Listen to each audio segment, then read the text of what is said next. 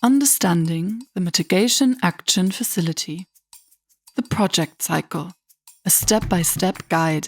This video explains how applicants can successfully navigate the Mitigation Action Facility's project cycle, consisting of 3 phases. The concept phase, the detailed preparation phase, and the implementation phase. For applicants, it all begins with the annual call for projects, announced to fund a new generation of projects. From launch to implementation, the process is designed to ensure that only the most ambitious and feasible projects are advancing. All projects must be aligned with the requirements and values of the Mitigation Action Facility, namely, implementation in one of Mitigation Action Facility's priority sectors, energy, transport, industry, or with a cross-sectoral approach clearly linked to one of these sectors. Alignment with the country's nationally determined contributions, NDCs, and embeddedness in national development strategies. A high level of ambition, with projects focusing on both policy reforms and financial mechanisms to overcome market barriers, hindering sector-wide carbon-neutral development.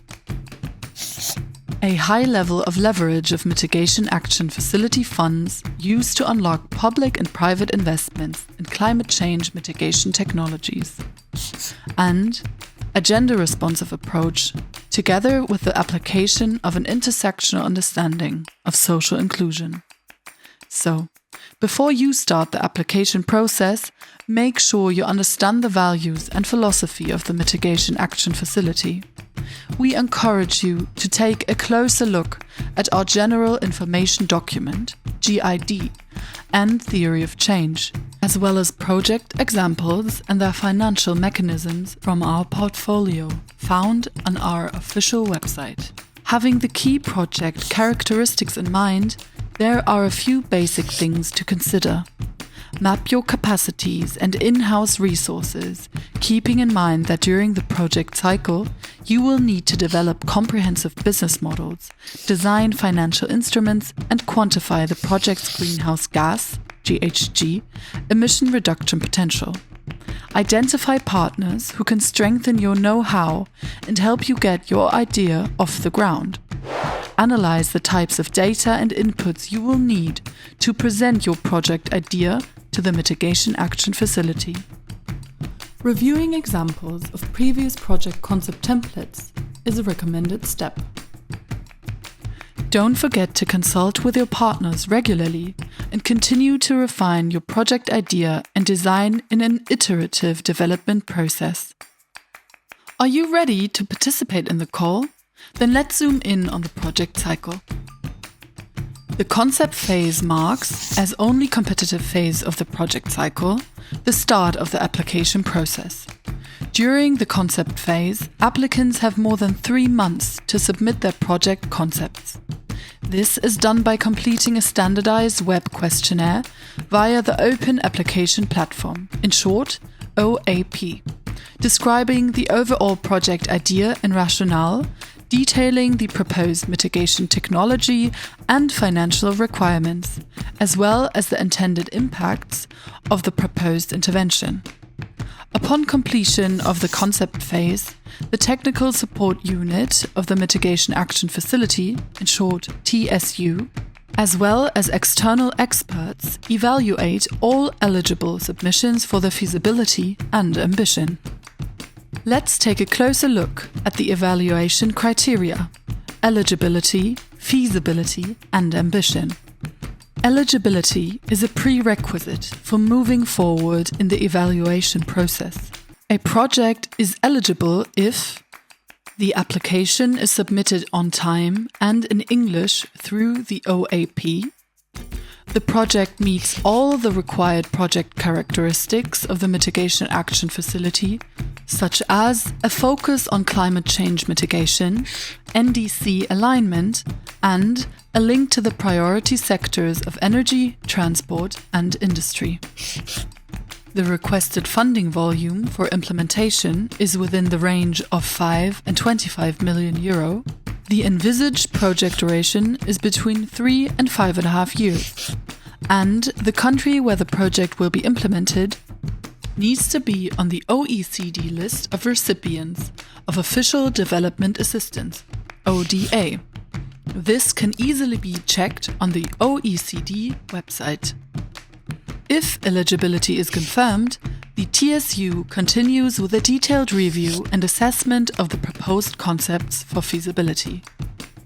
Feasibility requires that the concept be very clear about the scope and logic of the intervention, as well as the need for it. As an applicant, you ensure feasibility by providing a detailed overview of the current situation in the focus sector and analyzing barriers that prevent investment in technologies or solutions that would effectively reduce GHG emissions. Describing the project idea based on these barriers, including the technology to be used, geographic scope, and target groups. Explaining how the cost burden and revenues resulting from the implementation of the mitigation technology will be distributed or redistributed. Demonstrating how the solution will be financially sustainable over the long run, and ensuring that the direct emission reduction from the project is achieved within the project lifetime. Ambition. The final criteria ambition reflects the project's potential to mobilize additional financial support and generate significant GHG emission reductions. A high level of ambition is demonstrated by ensuring that other actors will match the Mitigation Action Facility's initial investment and naming the financial contributions. Clearly stating the amount of emission reductions that the project will generate and the methodology used to estimate it. Explaining how the project fits into and contributes to the achievement of NDCs, proving its potential to stimulate substantial sector-wide GHG emission reductions during the project lifetime and immediately thereafter through replication and upscaling. Up to 25 of the most promising project concepts are selected to proceed to a virtual pitch. Based on the recommendations of the TSU and the external evaluation, the Mitigation Action Facility Board decides which projects will receive the funding to proceed to the detailed preparation phase, in short, DPP. DPP funding typically ranges from 250,000 to 450,000 euro per project. During the DPP, applicants elaborate the detailed project proposals for the final evaluation. This phase is critical to laying the groundwork for successful project implementation. Applicants refine their project ideas while receiving in-depth support from the TSU. In the DPP, which can last up to 12 months, the applicants are expected to fully detail the financial mechanisms, prepare a set of business models to demonstrate the impact of the Project and Mitigation Action Facility funding on the target sector and its development trajectory, reach agreement with relevant stakeholders, identify the project pipeline, obtain necessary permits if required, define the institutional setup by identifying the implementation organizations and partners with their respected roles, and specify the scope of the technical assistance. The DPP will also be used to finalize GHG emission reduction calculations, as well as to conduct a gender analysis and develop a draft Gender Equality and Social Inclusion (GESI) action plan, as well as communications and branding strategy to ensure the project's visibility.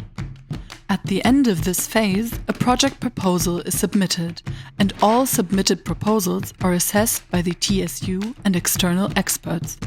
Given the complexity of this undertaking, the assessments may take 4 to 5 months. Based on the results of the final assessment, the Mitigation Action Facility Board will decide which projects will be funded and allowed to proceed to the implementation phase. Once contracted, successful projects receive Mitigation Action Facility funding and are ready to go. Equipped with the right support and resources, they can efficiently drive transformative climate action. Interested in working with the Mitigation Action Facility? Visit our website or get in touch with our team to learn how to engage and develop a strong application. We look forward to supporting your ambitious climate mitigation project.